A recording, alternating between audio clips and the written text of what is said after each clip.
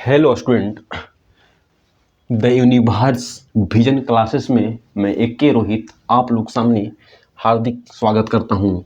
चलिए बच्चों, आज का जो सेशन है इसमें हम लोग क्लास 12 यानी कि जो बच्चों 25 में अगर बोर्ड एग्ज़ाम देने जा रहे हैं उन लोगों के लिए सिलेबस जो है बायोलॉजी का सिलेबस बायोलॉजी 12th 2025 यानी कि जो भी अगर बच्चों 25 में एग्ज़ाम देने जा रहे हैं उन लोगों के लिए जो सिलेबस जो है वो खास होने जा रहा है। अगर आप हमारे चैनल पर न्यू हैं तो प्लीज़ सब्सक्राइब एंड लाइक करना भूलिएगा नहीं, क्योंकि इस चैनल पर सभी यानी कि चीज़ का तैयारी फ्री में कराई जाती है। चलिए, अगर आपको बायोलॉजी अगर पढ़ना है, अगर आपको सिलेबस के बारे में या टॉपिक के बारे में पता नहीं है तो आप अच्छा स्कोर कैसे करिएगा बोर्ड में। उसके लिए तो आपको सिलेबस पता होना चाहिए, किस चैप्टर से किस टॉपिक से यानी कि कितना मार्क्स का क्वेश्चन बोर्ड में क्वेश्चन पूछता है, उसकी नॉलेज होनी चाहिए। चलिए, टाइम को वेस्ट ना करते हुए अपना लेक्चर की ओर चलते हैं। चलिए, इसमें हम लोग यानी कि 5 यूनिट यानी कि पढ़ेंगे। चलिए बाबू, देखिए फर्स्ट नंबर जो यूनिट हम लोगों का है क्या है, यूनिट नंबर फर्स्ट। इसमें पढ़ेंगे सेक्सुअल रिप्रोडक्शन, क्लास 12 का बायो है, ठीक ना। देखिए इसमें है सेक्सुअल रिप्रोडक्शन। इसमें जो सेक्सुअल जो रिप्रोडक्शन यानी कि जो लैंगिक जनन पढ़ेंगे जो है ना, इस जो यानी कि यूनिट है, इस यूनिट में टोटल 4 चैप्टर आते हैं। कितना चैप्टर आते हैं बाबू? तो टोटल 4 चैप्टर्स यानी कि आते हैं, और जो सभी को मिलाकर इस यूनिट से यानी कि 16 मार्क्स का क्वेश्चन बोर्ड में हमेशा पूछ देता है। 16 मार्क्स का जो क्वेश्चन है ना, बोर्ड हमेशा पूछ देता है। चलिए देखते हैं, इसमें जो पहला आपको चैप्टर क्या है देख लीजिए, जियो में जनन। जो पहला जो चैप्टर है वह जियो में जनन, ये काफ़ी ज़्यादा इंपॉर्टेंट चैप्टर है। अगर इस जो चैप्टर अगर नहीं पढ़िएगा तो आपको दूसरा चैप्टर समझ में नहीं आएगा, इसलिए सब स्टेप वाइज बनाया गया है। पहले जियो में जनन है, इसके बाद आपको पढ़ने पड़ेगा क्या है, तो पुष्पी पादपों में लैंगिक जनन। पुष्पी पादपों में लैंगिक जनन पढ़नी पड़ेगा। उसके बाद जो है ना, इस चैप्टर आपको समझ में आएगा जब आप जियो में जनन पढ़ लीजिएगा। उसके बाद तीसरा नंबर जो चैप्टर क्या है, तो मानव जनन, जिसको बोलते हैं ह्यूमन रिप्रोडक्शन। ये भी खास टॉपिक है, सब इम्पोर्टेंट टॉपिक है। फिर इसके बाद आता है चौथा नंबर चैप्टर क्या है, तो जनन स्वास्थ्य, जिसको बोलते हैं ये जो चैप्टर जो है वो काफ़ी ज़्यादा इंपॉर्टेंट है, हमको लग रहा है बोर्ड के थ्रू से इसे बहुत ज़्यादा क्वेश्चन बोर्ड में रखते हैं। अगर इस चैप्टर पढ़िएगा पुष्पी पादपों में लैंगिक जनन, उसके बाद ही चैप्टर आपको समझ में आएगा, नहीं तो हवा में उड़ जाएगा। फिर उसके बाद समझ में आएगा मानव जनन। जब मानव जनन जब पढ़ लीजिएगा तो उसके बाद आपको समझ में आएगा यानी कि जनन स्वास्थ्य। इसका मतलब है कि एक दूसरे जो चैप्टर एक दूसरे से रिलेटेड है, अगर एक वो चैप्टर छोड़ दीजिएगा तो दूसरा चैप्टर आपको समझ में नहीं आएगा। चलिए, यहाँ तक तो हम लोग देख लिए। चलिए दूसरा नंबर देखते हैं। दूसरा नंबर क्या है दूसरा नंबर जो यूनिट है वह दूसरा नंबर यूनिट में क्या है, तो बोला है कि जेनेटिक्स एंड एवोल्यूशन। बोला है कि जेनेटिक्स एंड एवोल्यूशन के बारे में पढ़ेंगे। बोल रहा है कि जेनेटिक एंड एवोल्यूशन के बारे में पढ़ेंगे। बोला है कि वंशागतिकी एवं विकास के हम बारे में इसमें अध्ययन करते हैं। जो 20 यानी कि मार्क्स का क्वेश्चन बोर्ड हमेशा पूछ देता है। इसी जो है ना जेनेटिक्स एंड एवोल्यूशन जो चैप्टर है टॉपिक है, इसमें 3 चैप्टर ही आते हैं। तीनों चैप्टर इतना इम्पोर्टेंट है कि 20 मार्क्स का क्वेश्चन बोर्ड यानी कि हमेशा पूछ देता है। चलिए देख लेते हैं कौन कौन से 3 जो है ना इम्पोर्टेंट है। इसमें देखिए, इसमें पहला है वंशागतिकी एवं विविधता के सिद्धांत। क्या है? वंशागतिकी एवं विविधता के सिद्धांत। अगर ये पढ़िएगा तबे आपको ये चैप्टर यानी कि समझ में आएगा, वरना मैं 100% कर रहा हूँ कि अगर नहीं पढ़िएगा तो समझ में नहीं आएगा। इसलिए चैप्टर को लाइन बाय लाइन पढ़िएगा।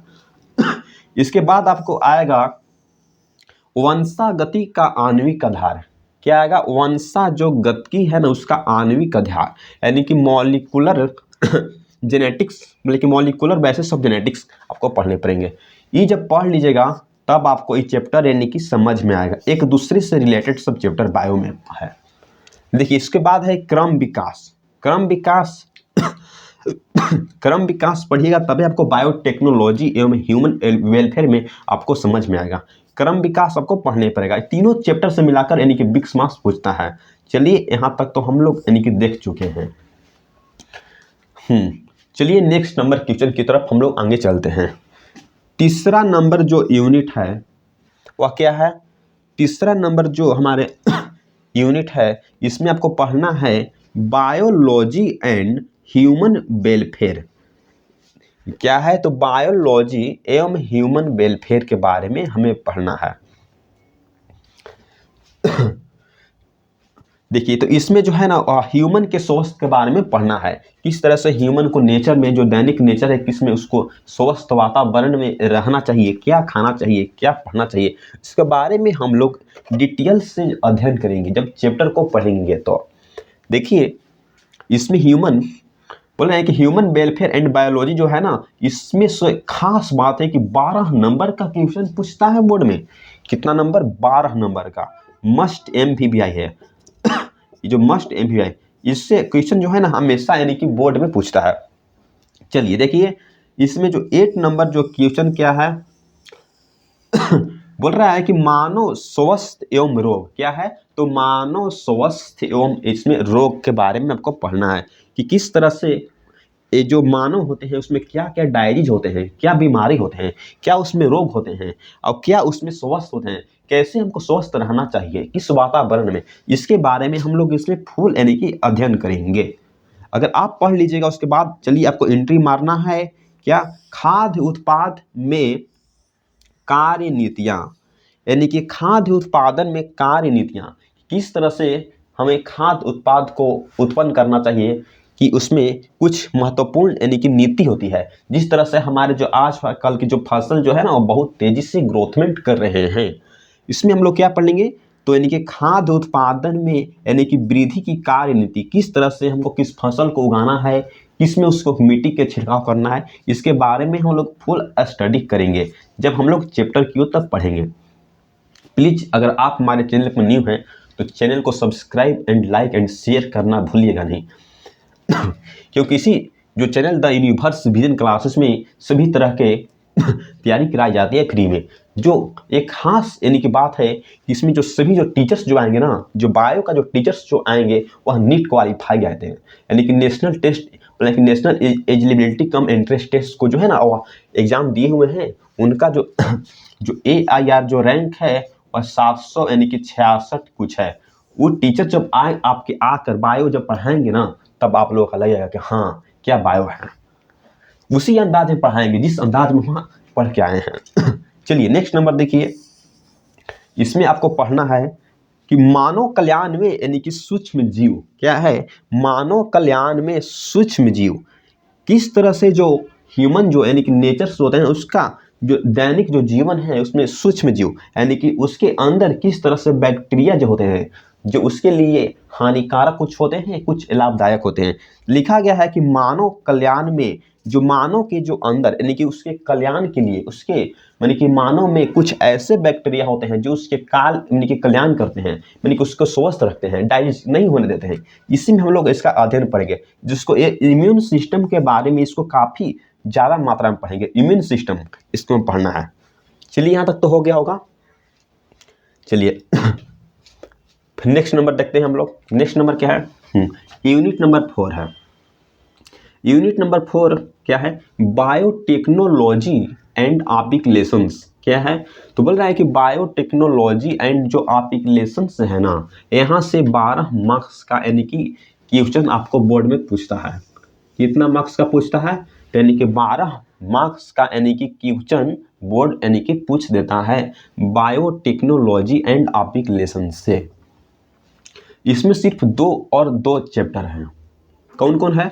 फर्स्ट नंबर देखिए जैव प्रौद्योगिकी सिद्धांत एवं प्रक्रम।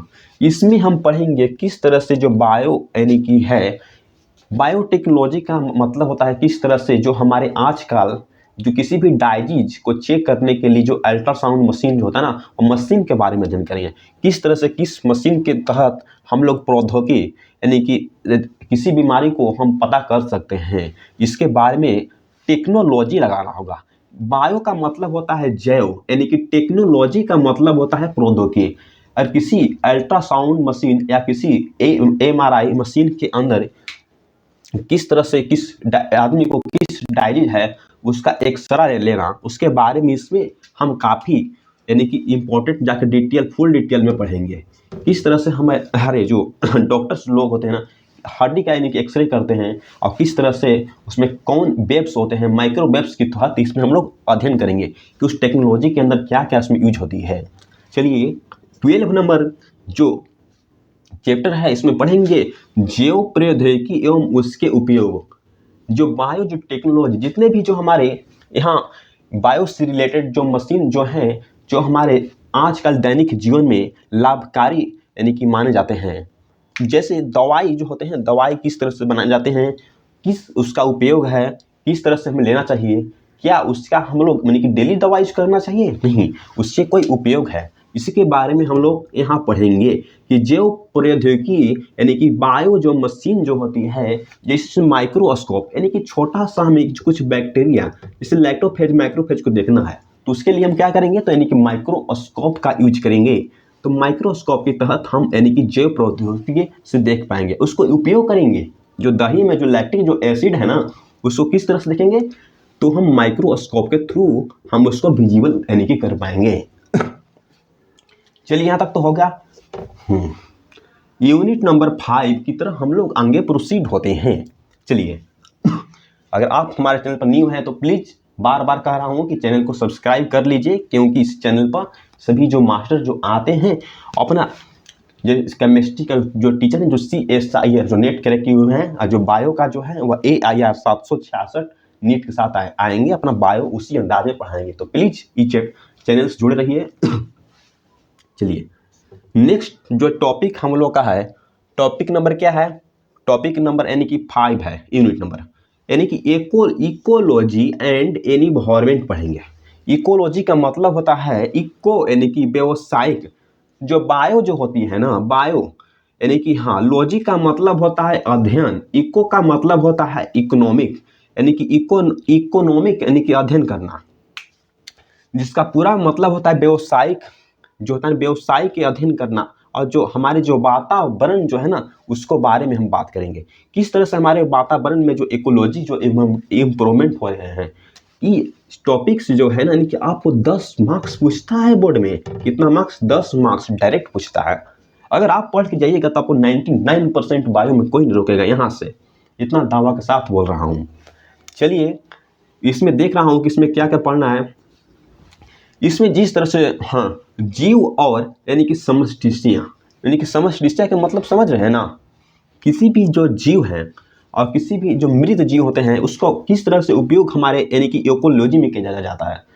जैसे में किसी पेड़ पौधे जो अगर पुराने हजारों लाखों साल दब चुके हैं, अब उसको निकाल कर उसको समष्टिया उसको यानी कि हम कोयला के रूप में यूज कर रहे हैं, तो उसी में है यानी कि जीव और यानी कि समष्टिया के बारे में उपयोग करेंगे। और इसमें जो मधुमक्खी जो है ना, इसको देखिए पारिस्थितिक तंत्र एवं पारितंत्र, इसमें जो किसी जो स्थिति का मतलब होता है, तंत्र का मतलब होता है सिस्टम, और पारी का मतलब होता है बाहरी जो वातावरण जो है ना, उसमें किस तरह से जो मधुमक्खी पालन किया जाता है, उसके बारे में इसको हमें अध्ययन करेंगे। देखिए 15 नंबर जो है ना, वो जैव विविधता यानी कि बायोडाइवर्सिटी एवं उसका संरक्षण, कंजर्वेशन, किस तरह से जो हम लोग बायोडाइवर्सिटी जो है ना उसके तहत कितने यानी कि हमारे कितने जो चैप्टर आते हैं, कितने पेड़ पौधे आते हैं डाइवर्सिटी में, कितने लोग आते हैं, एक सभी को एक पुल में रखा गया है एंड उसको कंजर्वेशन पढ़ना है। उसको किस तरह से हमको संरक्षित कर रखना है। जितने भी जीव जो पुराने लाखों करोड़ों साल वर्ष जो यानी कि विलुप्त हो गए हैं, उसको कंजर्व करके रखने के लिए कुछ हमें आवश्यकता पड़ती है, जैसे बुक का, ठीक, उसमें हम लोग उसका राइटर नेम लिखते हैं और उसका यानी कि कंजर्व करके उसको रखते हैं। चलिए नेक्स्ट हम लोग पढ़ेंगे पर्यावरणीय मुद्दे, जिसको पढ़ते हैं एनवायरमेंटल यानी कि स्टैटिक्स में पढ़ने गए। इसमें पर्यावरणीय जो है ना, किसी भी जो हमारा जो पर्यावरण है, माने कि पर्यावरण में किस तरह से किस गैस का छिड़काव है, किस जो गैस से हमारे लाभ है, इसके बारे में हम लोग इसमें पर्यावरण के बारे में पढ़ेंगे। किस तरह से हमारे जो पर्यावरण के जो मुद्दे हैं उससे हमें क्या हानि है, क्या उससे नुकसान है। जब हम इसको फुल डिटेल पढ़ेंगे ना, तब आपको पूरा एकदम समझ में आएगा। चलिए, यहाँ तक तो हो गया। प्लीज़ अगर आप हमारे चैनल पर न्यू हैं तो please subscribe, like and share करना भूलिएगा नहीं। चलिए बच्चों, आज का सेशन बस यहीं तक रहता है। नेक्स्ट जो आता है वो इंग्लिश का आता है। इंग्लिश का सिलेबस लेकर आता हूँ अगला लेक्चर में। इंग्लिश प्लस हिंदी का यहाँ स्पेशल बैच यानी कि लॉन्च होगा, जो ऐप फ्री में रहेगा। चलिए, यहाँ तक तो हो गया बच्चों। प्लीज़ वीडियो को पॉज करिए और लाइन बाय लाइन यहाँ से लिखना स्टार्ट करिए। यहाँ से लिखिए, पहले यहाँ से लिखिए, फिर यहाँ से लिखिए, यहाँ से लिखिए, यहाँ से लिखिए, यहाँ से लिखिए। चलिए यहाँ तक तो हो गया। Thanks for watching this video. इस वीडियो से आप लोग का बहुत हेल्प मिला होगा।